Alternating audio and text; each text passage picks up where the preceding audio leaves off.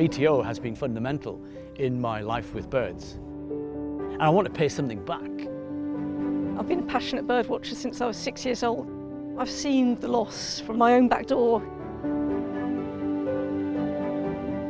We need to do something about the state of nature. Wildlife's been my life, so wildlife's what I want to support. You couldn't leave a legacy to a better organisation than BTO.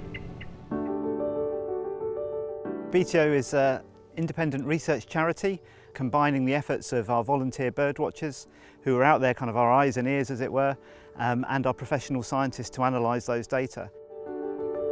Back in the mid-1970s, I got my first ringing permit. Birds just became the thing. My life has revolved around birds. It's addictive.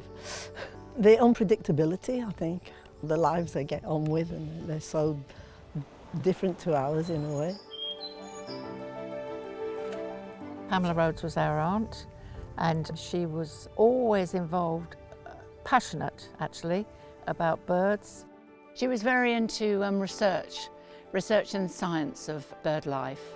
I saw an advert asking for people to join the youth advisory panel.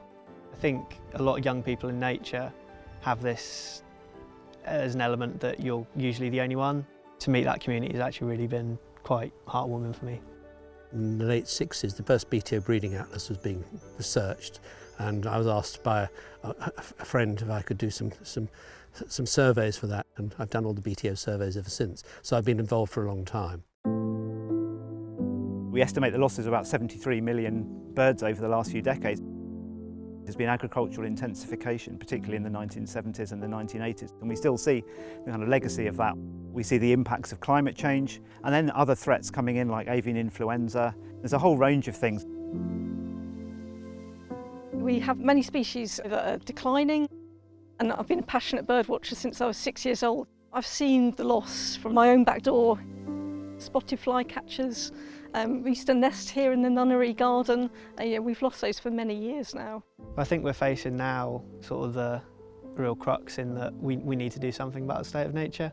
If we don't get young people on board with that, then that grinds to a halt. The support that we get through our legacies is absolutely critical to provide that long-term funding into the future, because we don't know what the future will hold. The mental process of actually writing a will there's a hurdle, but once you've done it, it's kind of like a great burden lifted off your shoulders.